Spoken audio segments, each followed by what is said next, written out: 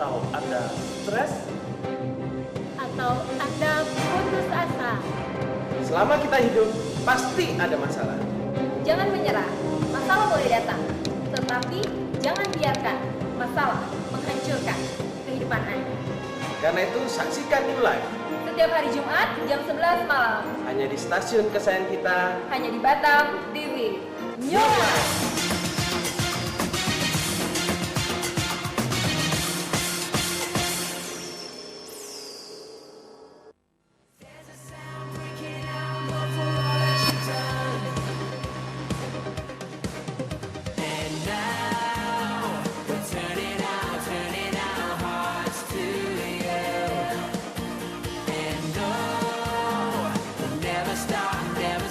School of New Life, Sun Foundation 2 segera dimulai.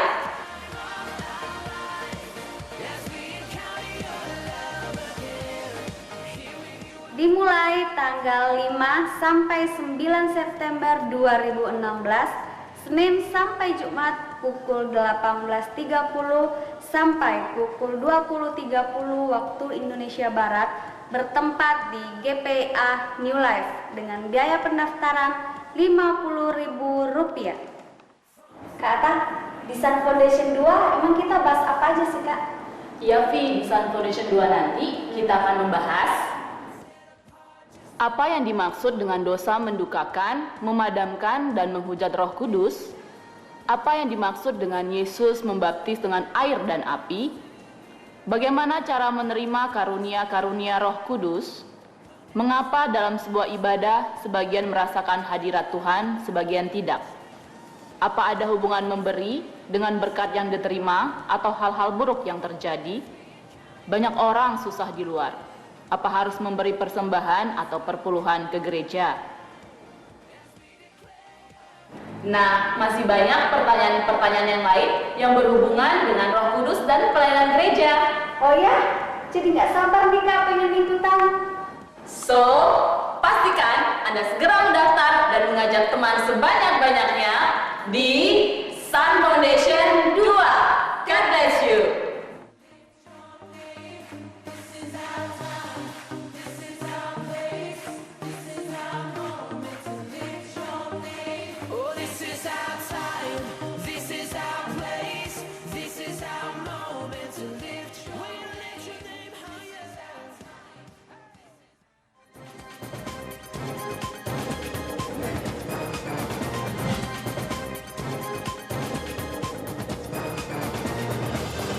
Batam TV, Jembatan Hati.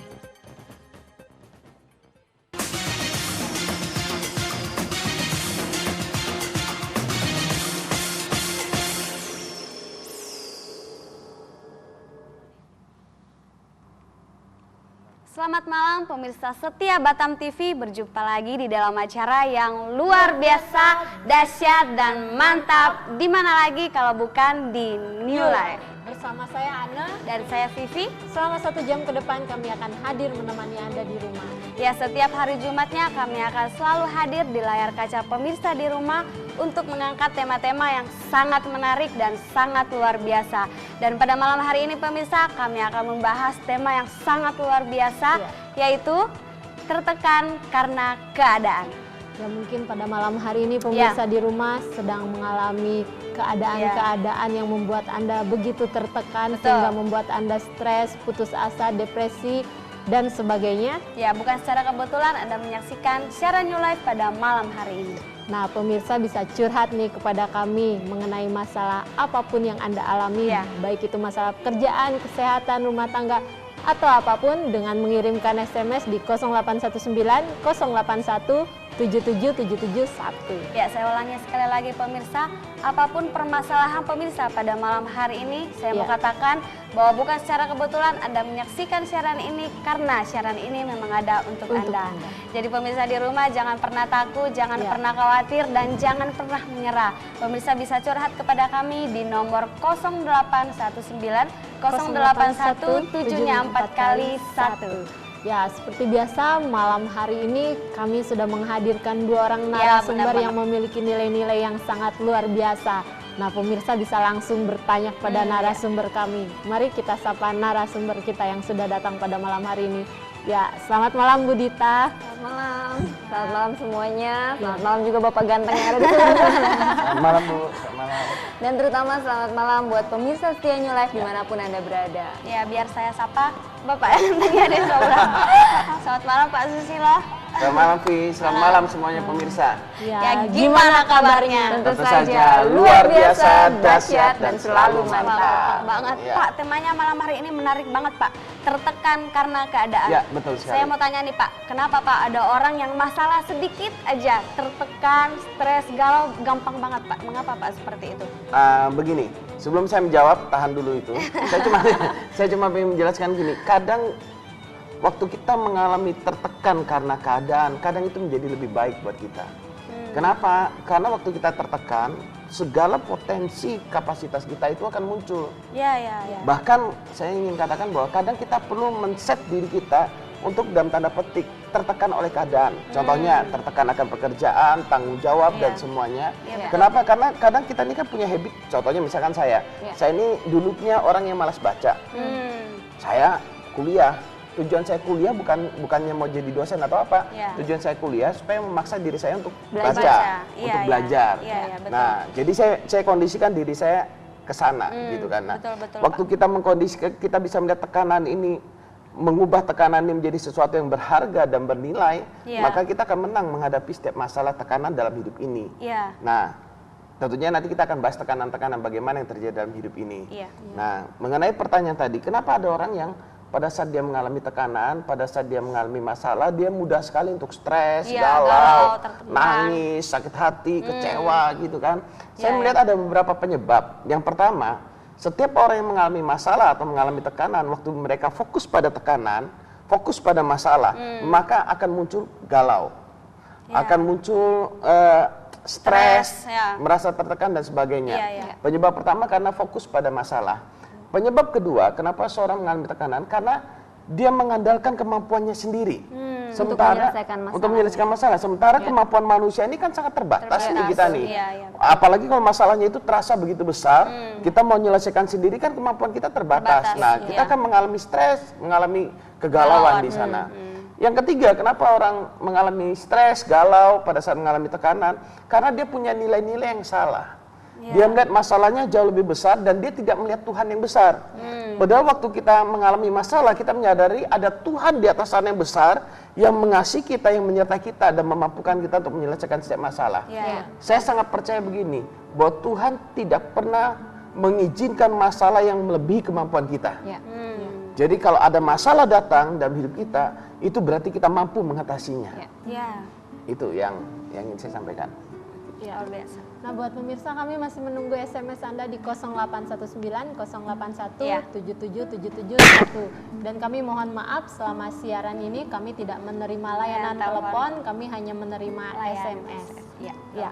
Nah, Bu, saat kita mengalami masalah, pasti apa yang harus kita lakukan supaya kita tidak tertekan? Iya, sebenarnya tidak ada jawaban yang generik yang artinya bisa berlaku untuk semua orang ya untuk menjawab pertanyaan ini. Kenapa? Karena masing-masing orang nih punya tipe kepribadian yang berbeda-beda. Dan masing-masing tipe kepribadian punya cara untuk menyelesaikan masalahnya masing-masing. Ada 4 tipe kepribadian utama ya, yaitu dominan, intim, stabil, dan cermat. Nah, orang-orang yang dominan pada saat dia mengalami masalah, biasanya yang dia butuhkan adalah pelampiasan dalam sisi fisik. Jadi dia perlu melakukan kegiatan fisik dalam rangka untuk melepaskan emosinya gitu ya. Nah, ada orang yang tipenya intim. Orang yang tipenya intim pada saat ada masalah yang paling dia butuhkan adalah telinga. Kenapa? Biasanya orang intim ini sukanya cerita. Waktu ada masalah dia lebih suka untuk melampiaskan masalahnya itu, apa yang ada di dalam hatinya, unek-uneknya dengan cara bercerita. Waktu dia bercerita, tidak perlu pendengarnya itu memberikan solusi atas masalahnya. Sebenarnya 80% dari masalahnya sudah terselesaikan hanya dengan bercerita. Kemudian ada orang yang tipenya cermat. Orang yang tipenya cermat ini biasanya kalau ada masalah nggak mau ketemu sama orang. Dia lebih suka menyendiri. Untuk menghabiskan waktunya dia berpikir. dia mencari waktu untuk menenangkan diri dan dia berpikir mencari solusi dari masalahnya tersebut gitu ya.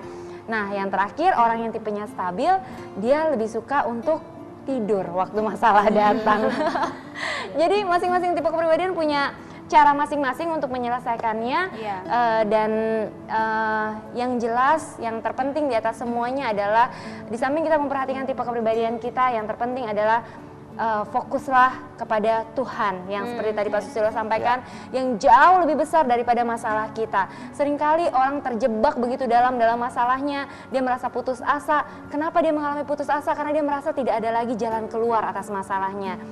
Padahal seringkali dia merasa buntu atau dia merasa tidak menemukan jalan keluar, bukan karena jalan keluar itu benar-benar tidak ada, bukan begitu. Tetapi karena matanya terlalu berfokus pada masalah. Waktu matanya terlalu berfokus pada masalah, dia nggak mampu lagi untuk melihat ada jalan-jalan lain yang sebenarnya sudah terbuka untuk dia. Ya.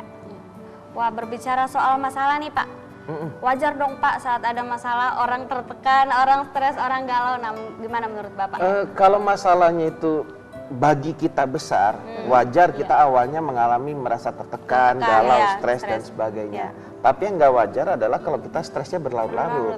Kalau yang nggak wajar adalah waktu kita bereaksi salah dalam menghadapi stres. Waktu kita stres, kita marahin semua orang yang kita jumpain. Kalau misalnya kita stres dan satu orang ini, ya dan satu orang inilah kita marah, jangan semuanya kita marahin gitu kan. Nah, makanya reaksi yang salah ini yang seringkali menyebabkan masalah menjadi semakin besar. Kalau kita bereaksi salah terhadap tekanan, maka yang bukan masalah itu bisa jadi masalah.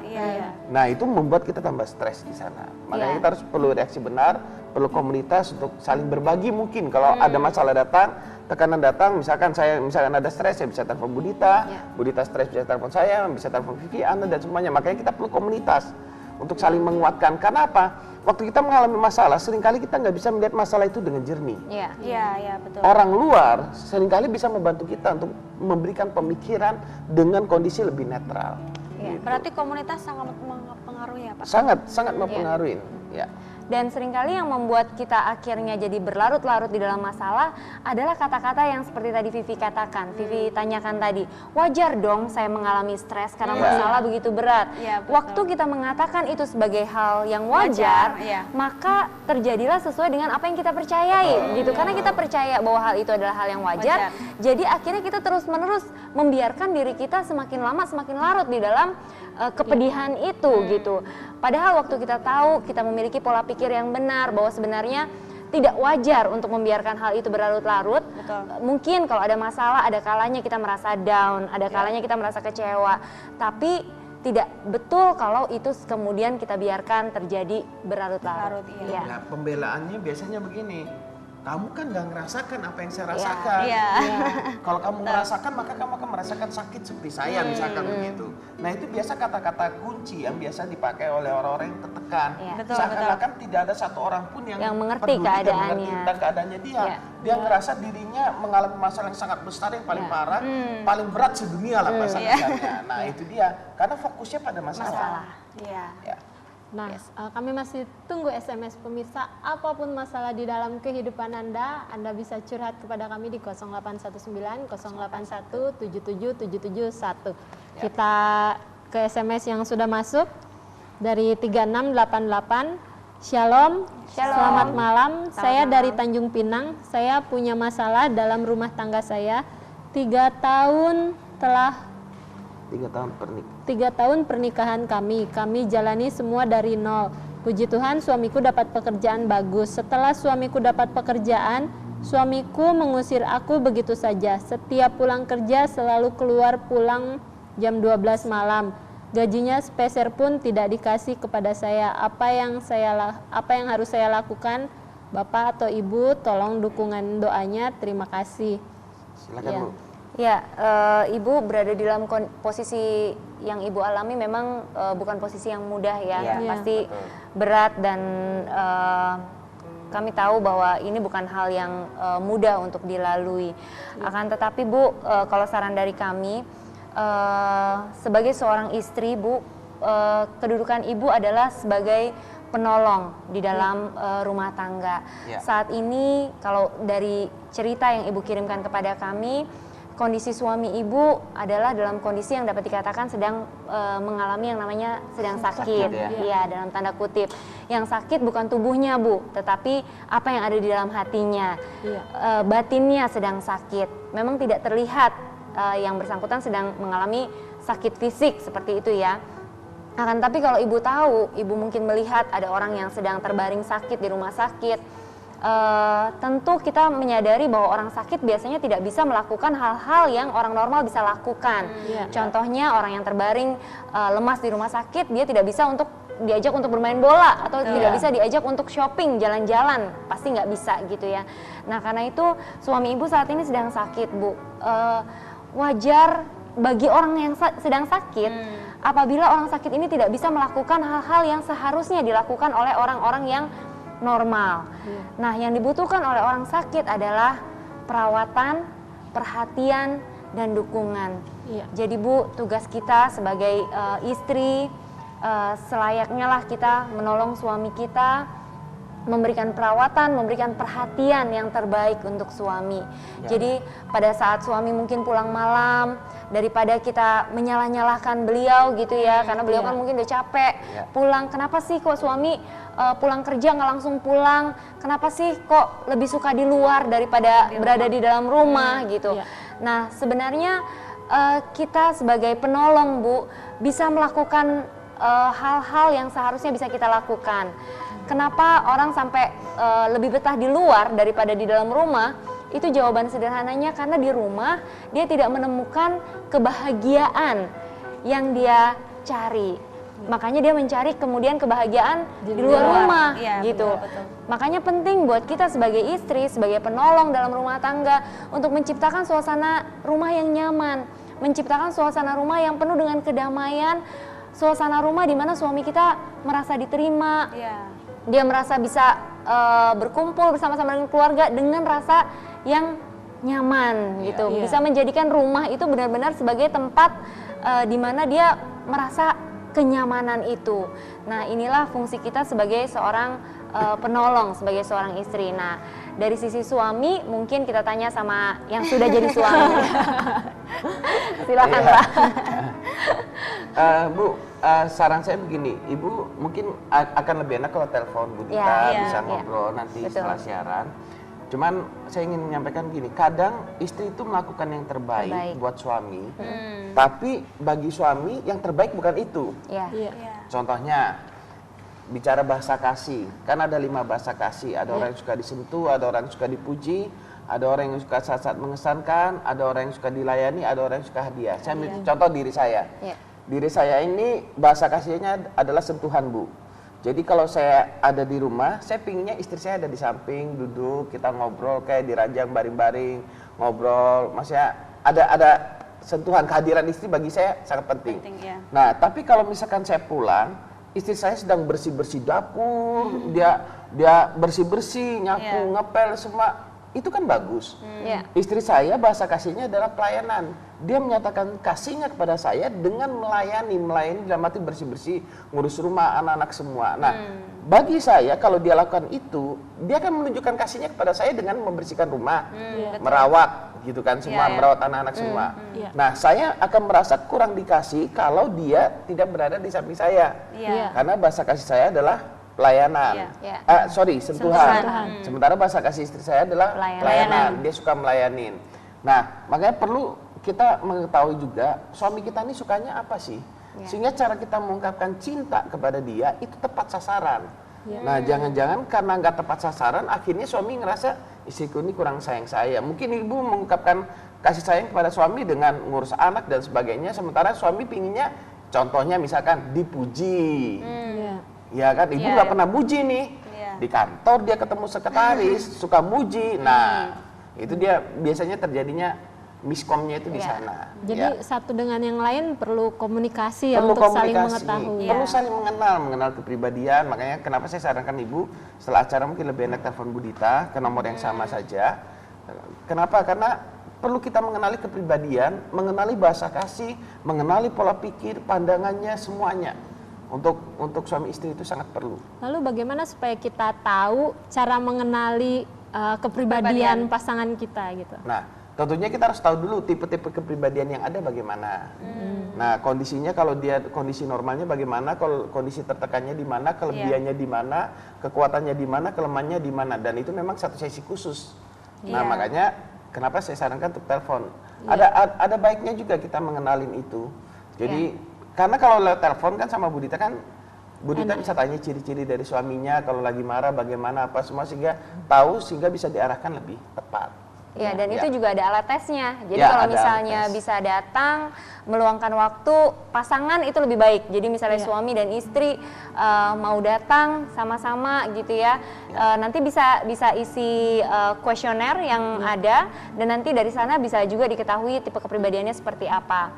Nah, tapi kalau ingin mengetahui apa bahasa kasihnya pasangan, itu biasanya paling mudah dilihat adalah apa yang sering pasangan kita lakukan. Jadi biasanya orang paling senang melakukan apa, itu menunjukkan dia senang diperlakukan seperti apa. Nah, jadi seringkali orang salah kaprahnya di sana ya, karena dia senang dipuji misalnya, dia sering memuji pasangannya.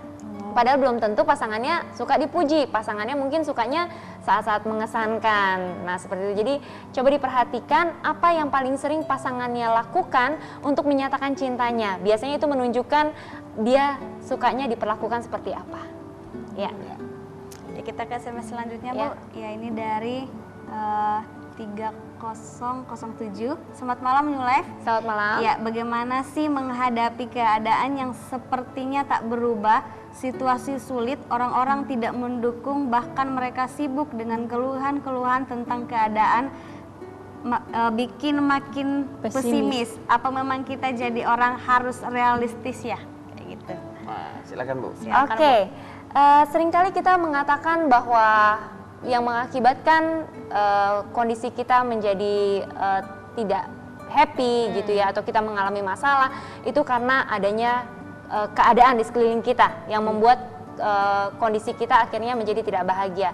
Padahal sebenarnya kondisi orang-orang, situasi, keadaan yang ada di luar kita sebenarnya tidak punya kontribusi sedikit pun untuk merubah siapa pribadi kita apabila kita tidak mengizinkannya.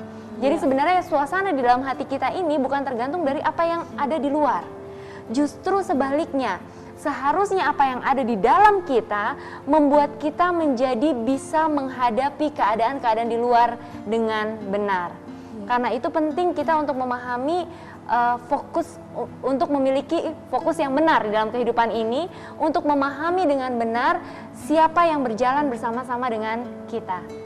Kalau kita menyadari bahwa Tuhan pencipta langit, bumi dan segala isinya ini berjalan menyertai kita senantiasa, tidak pernah sedetik pun dia meninggalkan kita, sekalipun orang-orang terdekat dengan kita, orang-orang yang kita harapkan selama ini, orang-orang yang kita andalkan, harusnya bisa memberikan pertolongan kepada kita, justru sebaliknya malah mengecewakan kita, justru malah mereka yang malah banyak menunjukkan keluhan-keluhannya kepada kita. Sadarilah bahwa masih ada satu pribadi yang selalu peduli sama kita. Dia nggak pernah meninggalkan kita seorang diri, dia nggak pernah meninggalkan kita sebatang kara. Faktanya dia selalu ada bersama-sama dengan kita. Dan kalau pada malam hari ini Anda menyaksikan acara ini, saya sangat yakin dan percaya bahwa bukan secara kebetulan Anda menyaksikan siaran ini, tetapi karena Yang Maha Kuasa begitu mengasihi Anda dan Dia rindu Anda mendengarkan dan menyaksikan acara ini untuk Anda mengetahui betapa Dia sangat mengasihi Anda. Dia peduli, Dia memperhatikan Anda. Dan jangan pernah merasa seorang diri, sadarilah bahwa ada Tuhan yang selalu setia, menemani, selalu ada. Setiap saat Anda membutuhkan, Dia bukan Tuhan yang jauh, Dia Tuhan yang selalu ada untuk Anda. Dan kalau Anda masih bingung, aduh kayaknya Tuhan tuh abstrak banget sih gitu, kayaknya Tuhan tuh jauh, kayaknya enak lah ngomong gitu, tapi faktanya kayaknya susah gitu untuk bisa mempercayai bahwa Tuhan itu ada. Nah, sekali lagi saya mau katakan bahwa bukan secara kebetulan Anda menyaksikan siaran pada malam hari ini, karena terus terang New Life ada untuk Anda juga. Kami orang-orang yang ada di New Life sebenarnya adalah orang-orang yang dulunya memiliki masa lalu yang kelam. Kami tidak pernah bermimpi bahwa kami akan memiliki hari depan yang penuh dengan kebahagiaan. Kami nggak pernah mimpi kami punya keluarga yang begitu hangat, yang mengasihi, yang menerima kami apa adanya. Dulu saya pernah merasa sepertinya saya seorang diri, nggak ada satu orang pun yang ngerti sama saya, nggak ada satu orang pun yang peduli sama saya. Tapi pandangan itu berubah ketika saya bertemu dengan keluarga New Life. Bahkan kami jauh lebih dekat dari keluarga yang kandung gitu ya. Keluarga di mana kami boleh sama-sama saling menguatkan, saling mendoakan, saling sharing nilai-nilai yang benar, komunitas yang sehat. Saya menyebutnya sebagai komunitas yang sehat. Jadi kalau Anda mungkin bingung mau cari kemana-mana, orang pada mengeluh gitu ya, kok kayaknya nggak punya teman dan keadaan semakin lama semakin sulit. Nah, Anda bisa menghubungi nomor telepon yang sama sesudah acara ini berakhir. Kita bisa atur waktu nih untuk janjian ketemuan dengan tim New Life untuk bisa sharing lebih lanjut, dan kami sangat menanti-nantikan untuk Anda bisa bergabung bersama-sama dengan keluarga New Life. Nah, misalnya pemirsa yang mau ketemu dengan tim New Life atau narasumber, ada biaya khusus nggak seperti itu? Ya, saya sendiri boleh mengalami yang namanya perubahan hidup.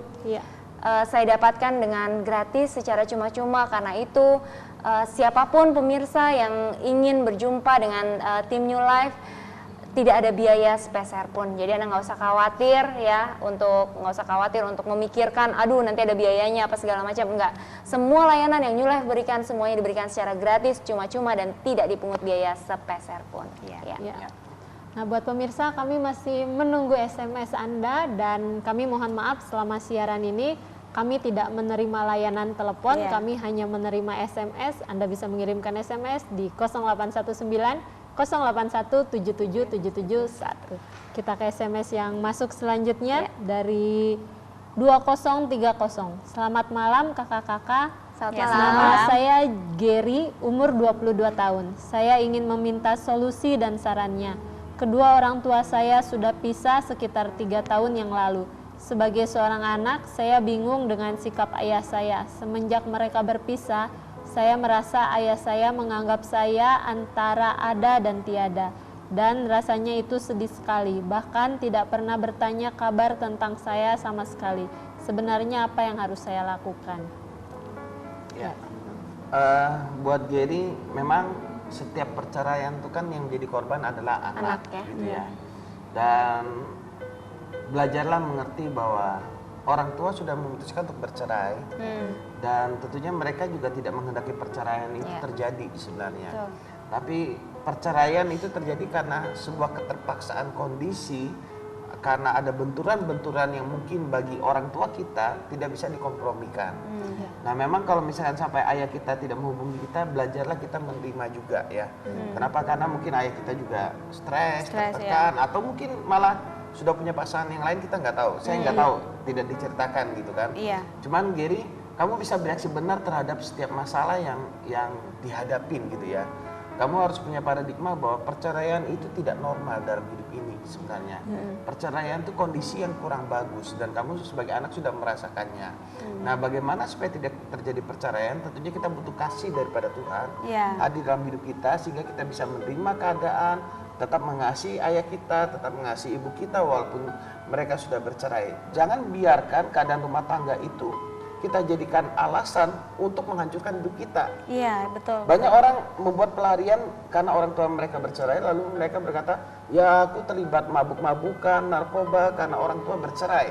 Tidak, bukan karena orang tua bercerai. Berapa banyak keluarga yang orang tuanya bercerai, anaknya tetap baik. Kalau memang perceraian mengakibatkan kehancuran 100%, berarti semua orang yang bercerai, anaknya pasti hancur juga dong. Seharusnya, tapi kan tidak. Kenyataannya kan tidak seperti itu. Gitu kan? Betul. Nah, kalau kita sampai bereaksi salah, itu karena keputusan kita. Karena nilai-nilai yang salah yang kita punya. Contohnya misalkan kita berkata, orang tua aku cerai, hancur dah hidupku. Sudah nggak ada masa depan lagi. Nah, itu nilai-nilai yang salah. masa depan kita tidak ditentukan oleh kondisi orang tua kita yang bercerai atau tidak. Masa depan kita ditentukan oleh keyakinan kita akan Tuhan, sehingga kita bisa bereaksi benar terhadap setiap masalah. Kita tetap bisa merealisasikan mimpi yang besar dalam hidup kita kok, sekalipun orang tua kita bercerai. Jadi jangan jadikan perceraian itu alasan untuk kita bereaksi salah dalam hidup ini. Semua orang punya problem. Lalu contohnya saya dulu, saya punya orang tua tidak bercerai, tapi saya katakan begini, kamu bercerai mending, mereka tengkarnya terang-terangan. Saya punya orang tua yang tidak berfungsi sebagai orang tua, gimana rasanya? Nah, semua orang pasti akan ngerasa bahwa masalahnya paling besar. Nah, Geri, percayalah bukan satu kebetulan kamu menyaksikan acara ini. Mungkin kalau kamu bingung bisa kontak lebih lanjut, bisa kenal-kenalan, dan kamu bisa dengar cerita dari teman-teman New Life bahwa masalah yang kamu alami bukan masalah yang terbesar sendirian gitu kan. Banyak orang yang mengalami masalah yang lebih besar dan mereka memperoleh hidup yang baru dan tetap berkemenangan. Jadi saya cuma katakan tetap semangat Giri. Iya, dan ada sempat dikatakan orang tuanya kadang menganggap ada dan tiada gitu ya. Ini kayak soundtrack film film zaman dulu ya, film hantu. Antara ada dan tiada. Iya, jadi sekalipun orang tua kita menganggap kita antara ada dan tiada, satu hal yang perlu Geri sadari bahwa di mata Tuhan kamu adalah milik kepunyaannya yang sangat berharga di mata Tuhan. Kamu ada, Geri, kamu ada. Jadi walaupun orang tuamu menganggap kamu ada dan tiada gitu ya, tapi kamu harus punya keyakinan yang pasti bahwa di mata Tuhan kamu ada. Dan Tuhan sangat mengasihi kamu dan Dia memiliki rencana yang begitu indah atas hidupmu. Jadi sekalipun orang tuamu tidak menganggap, nggak ada salahnya kita nih sebagai anak yang lebih muda ya, kita duluan deh yang hubungin orang tua kita. Jadi jangan pasif ya, jangan menunggu sampai orang tua kita yang telepon kita. Kadang orang tua kita juga punya pergumulan sendiri, punya permasalahan sendiri, seperti yang tadi Pak Susilo katakan. Atau mungkin dia sudah punya kesibukan sendiri, misalnya sudah punya keluarga yang lain atau bagaimana. Kita nggak tahu kondisinya seperti apa. Tapi yang jelas dari sisi kita sebagai anak, nggak ada salahnya kok kita yang menghubungi duluan, kita yang menyatakan kepada orang tua, bapak atau ibu, betapa saya mengasihi bapak atau mengasihi ibu. Nah kadang-kadang seperti saya dulu waktu kecil, saya merasa orang tua saya kok jauh sama saya gitu. Ternyata selidik punya selidik, ketika saya sudah semakin dewasa, orang tua saya ada ngobrol sama saya, dia bilang gini, iyalah dulu mama mau ngomong sama kamu takut sih, soalnya kamu tuh orangnya sensitif. Nah jadi jangan-jangan tanpa kita sadari, kadang-kadang nih di dalam kehidupan ini, kitanya sendiri yang sudah membangun tembok di depan diri kita sendiri, sehingga membuat orang lain, sekalipun orang tua kita sekalipun, kadang-kadang menjadi segan untuk deketin kita gitu, karena takut kitanya tersinggung misalnya, atau takut misalnya nanti kalau ketemu sama kita malah jadi ribut misalnya. Saya nggak tahu alasan secara spesifiknya apa, karena itu betul apa yang tadi Pak Susilo katakan, kalau memang Geri bersedia, kita seneng banget kalau misalnya Geri bersedia untuk menghubungi kita setelah acara ini berakhir, kita bisa atur waktu untuk ketemuan, mungkin di sana kita bisa cerita-cerita lebih lanjut, karena kalau di TV ini kan terbatas dengan durasi jadi kita tidak bisa memberikan penjelasan mungkin yang secara spesifik yang sesuai dengan apa yang Geri alami. Ya, sayang sekali kita harus break sejenak untuk menyaksikan pesan perubahan yang satu ini. Ya, tetaplah bersama kami pemirsa dan jangan kemana-mana, kami akan hadir sesaat lagi.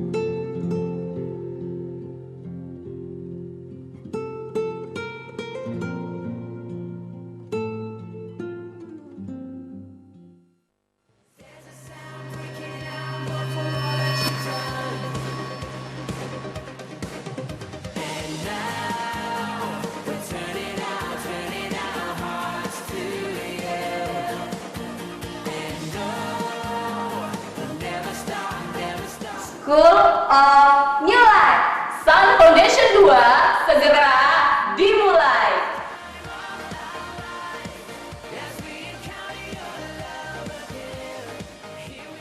Dimulai tanggal 5 sampai 9 September 2016, Senin sampai Jumat pukul 18.30 sampai pukul 20.30 waktu Indonesia Barat, bertempat di GPA New Life dengan biaya pendaftaran Rp50.000. Kak Ata, di Sun Foundation 2 emang kita bahas apa aja sih Kak?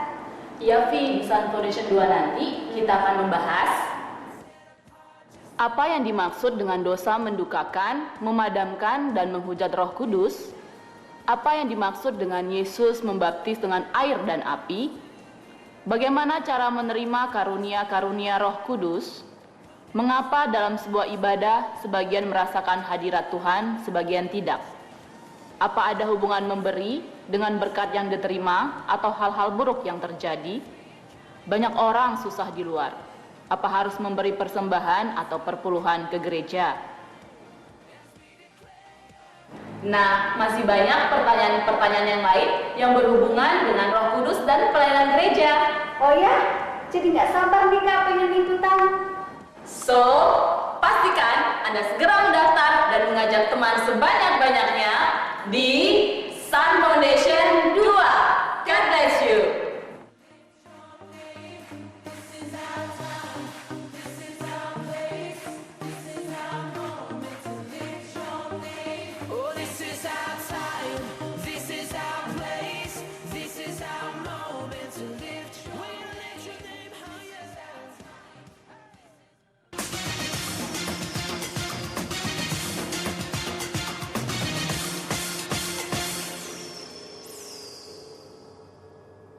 Terima kasih pemirsa karena Anda masih tetap setia bersama kami. Ya, kami masih tetap menunggu SMS-nya di 0819-081-74 kali 1. Ya, kita ke SMS yang sudah masuk. Ini dari 7989. Selamat malam New Life. Selamat malam. Ya, bagaimana caranya mengatasi tekanan masa lalu yang sampai saat ini masih menjadi ganjalan di dalam hati sehingga sangat sulit sekali untuk mau melangkah ke depan. Terima kasih. Ya, tempat terjauh di dalam kehidupan ini adalah masa lalu. Jadi banyak orang mengalami kegagalan di dalam kehidupannya karena terlalu berfokus pada masa lalunya. Tanpa disadari, terkadang ketika mata kita terlalu berfokus pada masa lalu kita, kita sedang memenjarakan diri kita sendiri sehingga kita tidak bisa meraih hal-hal yang baik yang seharusnya bisa kita dapatkan di masa depan kita. Jadi penting bagi kita untuk bisa berdamai dengan diri kita sendiri. Berdamai dengan diri sendiri artinya apa? Berdamai dengan diri sendiri artinya menerima hal-hal yang memang tidak dapat kita rubah di dalam kehidupan ini. Yaitu contohnya warna kulit kita. Kita dilahirkan dari orang tua yang seperti apa, warna rambut, bentuk wajah gitu ya. Banyak hal-hal yang memang kita tidak bisa rubah di dalam kehidupan itu di dalam kehidupan ini. Karena itu kita perlu berdamai dengan keadaan tersebut. Nah, termasuk diantaranya adalah masa lalu kita. Kita tidak bisa merubah masa lalu kita. Sedetik pun masa lalu kita yang sudah kita lewati, kita udah nggak bisa putar balik lagi. Kita udah nggak bisa mau mengulang kembali dan mau mengoreksi itu, kita udah nggak bisa gitu. Jadi berdamailah dengan itu semua dan tetaplah percaya bahwa sekalipun kelihatannya kita telah salah mengambil keputusan di masa lalu, itu bukan akhir dari segala-galanya. Tetapi kita masih punya masa depan kita yang cemerlang bersama-sama dengan Tuhan. Tidak pernah ada kata terlambat. Jadi kadang orang merasa, aduh kayaknya buang-buang waktu banget sih, kayaknya kok sia-sia, kayaknya rugi gitu. Waktu mata kita fokus ke sana, yang terjadi adalah itu akan mengakibatkan kerugian yang jauh lebih besar di hari-hari ke depan. Jadi sebaiknya kita lepaskan itu, kita berdamai dengan itu semua dan mulailah menatap ke depan dan percayalah bahwa Tuhan sanggup untuk memulihkan keadaan kita. Tuhan sanggup untuk menggantikan itu semua. Tuhan sanggup untuk mengubah segala keputusan salah yang telah kita ambil untuk mendatangkan kebaikan bagi anak-anaknya yang dikasihi sama Tuhan, yaitu bagi setiap kita semuanya. Nah, ini mau tanya buat Pak Susilo ya. Apa benar Pak wanita lebih cenderung mudah terkena stres atau tekanan daripada pria. Soalnya kan kalau misalnya kita lihat wanita itu pagi-pagi udah ngurus suami, ngurus anak, kerja, pulang ke rumah beres-beres, lalu ngurus anak lagi. Nah, gimana menurut Bapak? Suami juga ngurus istri, ngurus anak, kerja, sama aja. Ngurus rumah juga, masa nggak ngurus juga? Jadi apa benar cewek lebih ini?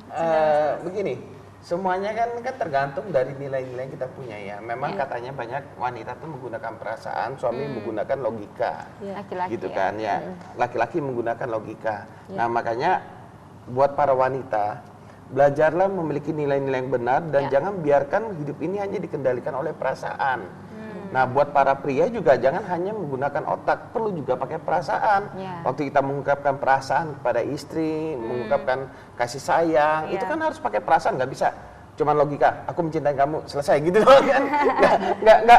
Nggak bisa, harus balance semuanya. Jadi kalau mereka yang biasa menggunakan perasaan, lalu pola pikirnya salah, dia akan mudah kena memang. Akan mudah kena. Kenapa? Karena nilai-nilainya sudah salah. Gara-gara misalkan kalau suami misalkan, gara-gara suaminya tidak memberikan hadiah saja di hari ulang tahun, karena dia langsung berpikiran pasti gara-gara dia punya selingkuhan. Nah ini kan jadi ribut ini, karena pakai perasaannya berlebihan gitu kan. Nah suatu saat ada seorang istri, ini pasangan baru 1 tahun dia menikah, kemudian mereka nyuci rumah dan sebagainya. Waktu mereka nyuci rumah otomatis keuangan kan agak problem. Nah setelah 1 tahun menikah itu suaminya itu pulang selalu tengah malam dan habis pulang itu langsung mandi ke kamar mandi. Nah istrinya ini kan udah tahu kenapa sih suaminya ini setiap kali pulangnya tengah malam habis itu langsung kamar mandi. Pasti jangan-jangan dia nggak mau aku mencium parfum simpanannya dia, gitu kan? Pikirannya gitu. Akhirnya karena saking penasarannya ini istri, dia ikutinlah suaminya habis pulang kerja. Kemana ini suami? Ternyata di luar dugaan dari sang istrinya, suaminya itu bekerja di sebuah tempat rumah makan, manggang sate, manggang sate. Jadi kenapa suaminya? Ya, begitu sang istrinya melihat bahwa suaminya ini bekerja. Karena memang istrinya tahu suaminya pernah cerita dia suka manggang, memang masih suka manggang gitu. Dia meneteskan air mata. Kenapa suaminya bukan pergi selingkuh, tapi untuk memenuhi kebutuhan ekonominya. Suaminya kerja sampai tengah malam. Dan lalu istrinya ini datang duduk di tempat itu, suaminya nggak lihat, dia panggil pelayannya, dia mintakan segelas air buat sang suami. Disuruh ngantarkan buat sang suami. Suami yang lagi manggang ini kaget dia. Kok aku dipesankan air? Siapa yang pesankan? Ternyata istrinya yang memesankan air. Nah, di sanalah akhirnya semua persepsi, asumsi itu runtuh, semua persepsi yang salah itu. Nah, makanya para wanita jangan juga hanya menggunakan perasaan langsung curiga. Itu belum tentu perasaan kita tuh sesuai dengan kenyataan. Kita ke SMS selanjutnya dari 4325. Ya, bagaimana caranya keluar dari tekanan pasangan ketika pasangan menginginkan mengikuti kehendaknya walau kelihatannya dia tidak mengerti atas apa yang kita lakukan. Contoh, maunya kalau kerja ya kerja aja, nggak usah lagi yang lainnya, misalnya pertemuan sama teman atau kegiatan lainnya yang sifatnya positif. Gimana tuh Pak, Ibu? Silakan Bu. Suami nggak mendukung. Suami tidak mendukung ya. Masalah terbesar yang terjadi di dalam kehidupan rumah tangga itu sebenarnya bukan disebabkan karena masalahnya itu sendiri. Seringkali yang menjadi penyebab utamanya adalah bukan seberapa besar kecilnya masalahnya, tetapi karena fokusnya. Ketika fokusnya dalam rumah tangga adalah diri sendiri, maka apapun yang dilakukan oleh pasangan kita akan menuntut pasangan kita sedemikian rupa sehingga kitalah menjadi pusat dalam rumah tangga itu. Padahal sebenarnya di dalam sebuah rumah tangga itu bukan cuma terdiri dari 2 pihak saja, yaitu suami dan istri, bukan cuma itu, atau anak-anak misalnya. Bukan sampai di sana saja, tapi sebenarnya yang paling penting yang menjadi fondasi dalam rumah tangga adalah kehadiran Tuhan di tengah-tengah rumah tangga, dan Tuhan adalah pusat dari segala-galanya. Jadi waktu kita berfokus pada Tuhan, kasih dan kebaikannya, kita tidak lagi memusingkan apa yang suami saya harus lakukan untuk saya. Tapi kita lebih rindu untuk melakukan apa ya yang menjadi keinginan suami saya. Jadi kita bukan bertanya apa yang harus dia lakukan, bukan menuntut, tapi kita memikirkan untuk memberi. Karena sebenarnya apa yang bisa aku lakukan. Karena sebenarnya kehidupan rumah tangga itu bukan berbicara aku dan kamu, tapi kehidupan rumah tangga itu berbicara tentang saling.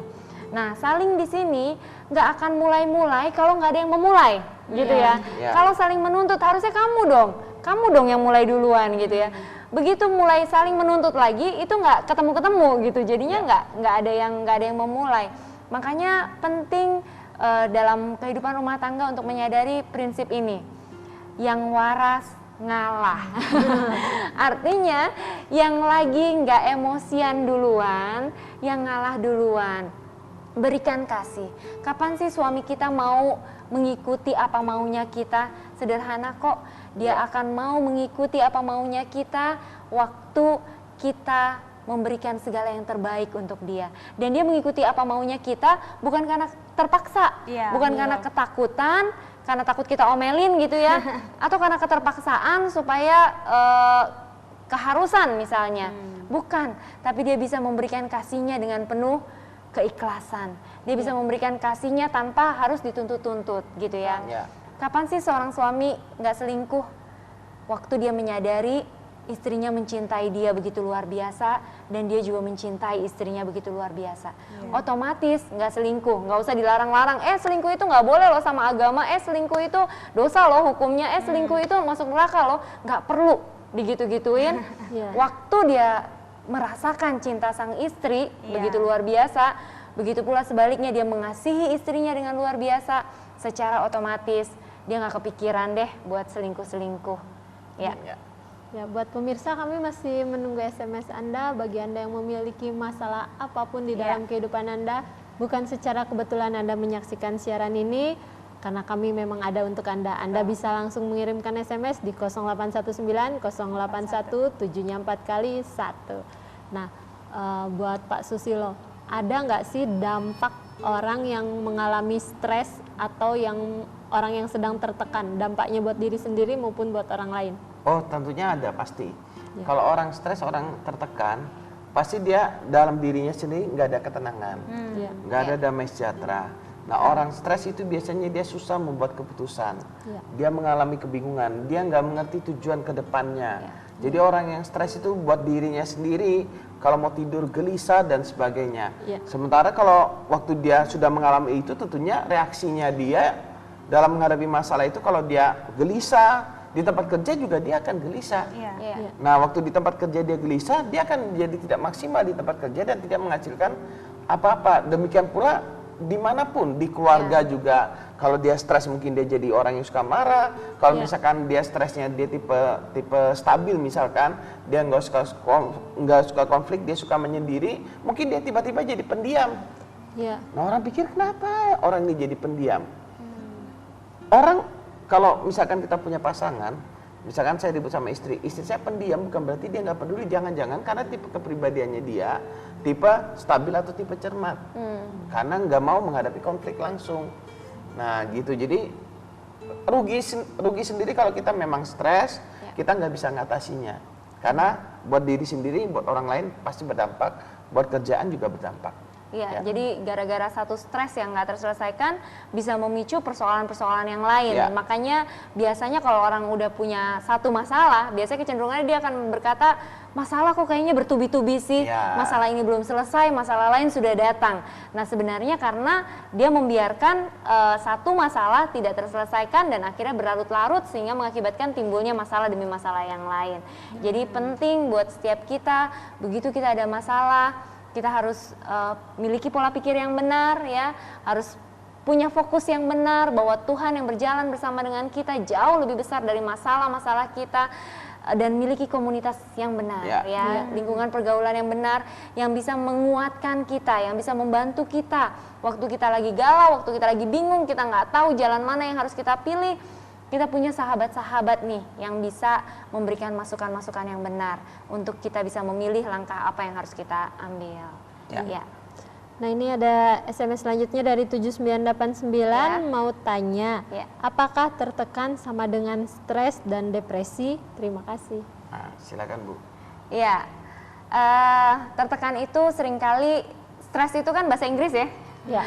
Dari kata tekanan, iya memang tertekan dan stres itu hampir sama, dan depresi itu adalah bentuk stres yang sudah parah, yang sudah dalam bentuk yang lebih dalam lagi, biasanya seperti itu. Ya. Kita ke selanjutnya lagi, ini dari 5997, Shalom Kak. Shalom. Apa kabar? Luar biasa kabarnya.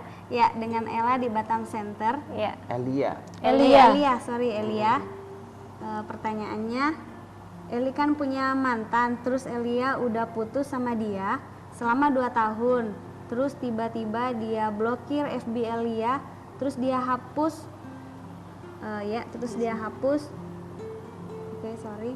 Padahal Elia udah minta maaf sama dia, tapi dianya terus nggak mau maafin gitu. Jadi Elia bingung Kak, tolong kasih solusinya. Terima kasih. Ya, dari Elia di Batam Center. Buat Elia memang setiap hubungan kalau berakhir itu resiko untuk melukainya itu ada. Iya. Kalau yang penting dari pihaknya Elia sudah berusaha minta maaf dan sudah ngomong, pihak sana nggak memaafkan, ya udah itu keputusan masing-masing. Kalau misalkan dia sampai blok FB kita, dia hapus FB kita, ya mau gimana lagi? Kita nggak bisa paksa orang bertindak sesuai dengan keinginan kita. Jadi memang resiko dari hubungan yang putus ya di sana memang. Tapi kalau masih cinta gimana Pak? Nah, cinta kan nggak bisa bertepuk sebelah tangan, harus kedua belah pihak. Dibutuhkan 2 tangan supaya bisa bunyi tepuknya. Kalau jadi nggak bunyi nanti. Iya, dan yang paling penting Elia harus sadari bahwa Elia adalah pribadi yang sangat berharga di mata Tuhan. Kalau kita berpikir kita menginginkan yang baik di dalam kehidupan ini, tapi kelihatannya yang baik itu tidak datang di dalam kehidupan kita, percayalah bahwa hanya satu alasannya, yaitu bahwa Tuhan sudah menyediakan yang jauh lebih baik dari apa yang Elia anggap baik. Jadi jangan pernah memaksa Tuhan untuk mengikuti maunya kita ya. Kita kan mikir kadang, aduh kenapa sih kok FB-ku harus di-delete? Kenapa sih kok permintaan maafku sepertinya tidak bisa diterima? Benar tadi apa yang Pak Susilo katakan, kita tidak bisa memaksa orang untuk mengikuti apa maunya kita, tapi kita bisa memutuskan reaksi apa yang kita berikan waktu orang bereaksi salah terhadap hidup kita. Ya, tetap percaya bahwa Tuhan sudah menyediakan pasangan hidup yang terbaik buat kamu. Kamu berharga di mata Tuhan, dan yang terbaik pasti akan datang ke dalam hidupmu. Nah, ada juga yang bertanya, dia baru putus sama pacarnya gitu ya, baru putus sama pacarnya. Kata orang sih dengar-dengar kalau misalnya punya pacaran tuh seneng, happy, pokoknya bahagia deh. Tapi dia berkata, tapi kok sama saya kenyataannya berbeda, saya sebaliknya. Mengapa hal itu bisa terjadi? Putus berapa kali? Ya, memang waktu dalam pacaran itu kan penyatuan 2 pribadi yang berbeda. Karena pencocokan 2 pribadi yang berbeda untuk jalan bersama, kadang ada gesekan-gesekan. Ada perbedaan-perbedaan ada perbedaan, ada gesekan. Jadi gesekan ini bukan berarti menghancurkan semuanya. Itu wajar, dalam kita berteman juga seperti itu. Nanti waktu kita menikah, apalagi di tahun-tahun awal pernikahan, biasanya gesekan itu akan muncul. Kenapa? Karena kita dididik dari orang tua kita dengan budaya yang kita punya, pasangan kita juga dididik dengan budaya begitu, pola pikir juga jadi berbeda dan semuanya. Nah makanya cinta itu yang menyatukan untuk kita bisa jalan bersama. Jadi sebenarnya kalau antara menikah dan tidak, menurut saya menikah tuh enaknya cuma 5% aja. Makanya harus 5, Pak. Kok cuma 5? Iya. Kalau cuma 5 ngapain nikah ya kan gitu ya. Takut nikah Pak jadi. Karena sebenarnya 95%-nya itu enak betul makanya harus cepatan lah Karena memang cuma bukan berarti tidak ada gesekan. Justru cinta itu membuat waktu kita ada gesekan, kita melihat di sana keindahan cinta, kita menerima pasangan kita apa adanya, kelebihan dan kekurangannya semua kita terima. Itulah cinta. Ya, dan yang terpenting adalah hanya orang yang memiliki cinta yang bisa memberikan cinta. Jadi orang yang tidak memiliki cinta yang sejati di dalam dirinya, dia nggak bakalan bisa mencintai orang lain dengan benar. Sederhana, saya nggak punya uang, saya nggak mungkin bisa ngasih orang uang, kan gitu ya. Nah, cinta seperti apa sih yang harus dimiliki? Cinta yang harus dimiliki oleh setiap manusia adalah cinta yang tidak bersyarat, yaitu cinta yang dari Tuhan. Cinta yang kekal, cinta yang tidak akan lekang oleh waktu, cinta yang sifatnya bukan cinta yang semu, tapi cinta yang abadi. Cinta itulah yang kemudian memampukan kita untuk mencintai orang lain dengan benar. Untuk bisa mencintai orang lain bukan menuntut orang lain, tetapi memberi diri untuk orang lain. Ya. Dan semua orang membutuhkan cinta itu ya. Betul. Ya. Oh, ya. Betul sekali. Terima kasih banyak buat narasumber. Sayang kali perbincangan kita makin seru, tapi kita harus berakhir. Ya, kami mengucapkan terima kasih banyak buat narasumber. Ya pemirsa, setiap manusia pasti pernah mengalami yang namanya tekanan di dalam kehidupan. Namun percayalah pemirsa bahwa ada satu pertolongan kita di saat kita merasa beban kita begitu berat, di saat tiada jalan lagi, Tuhan ada untuk menolong kita. Ya, dan persoalan yang kita alami tidak akan pernah melebihi kekuatan yang Tuhan berikan dalam kehidupan kita. Karena pertolongan Tuhan tidak pernah terlambat dan tidak pernah tepat, tapi indah pada waktunya. Karena itu pemirsa di rumah, tetap percaya bahwa Tuhan yang besar menyertai setiap kita. Ya, bagi pemirsa bagi pemirsa yang ingin ketemu dengan narasumber atau mungkin Anda kurang puas dengan jawaban narasumber karena keterbatasan waktu, Anda ingin lebih lagi sharing atau curhat, Anda bisa menghubungi kami tetap di nomor yang sama di 0819 081 7 4 kali 1. Kita bisa atur waktu untuk janjian ketemu. Ya, dan semua layanan yang diberikan oleh New Life gratis tanpa dipungut biaya sepeser pun. Terima kasih banyak pemirsa. Saksikan terus siaran New Life setiap hari Jumat jam 11 malam hanya di stasiun TV kesayangan kita semua, hanya di Batam TV. New Life.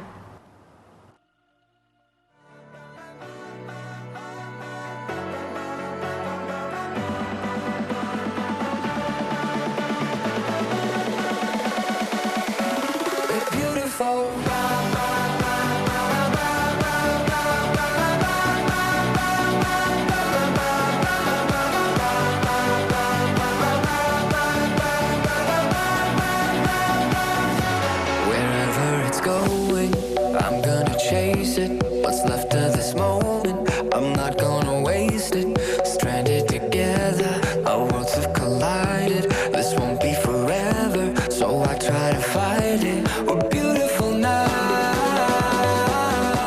We're beautiful now.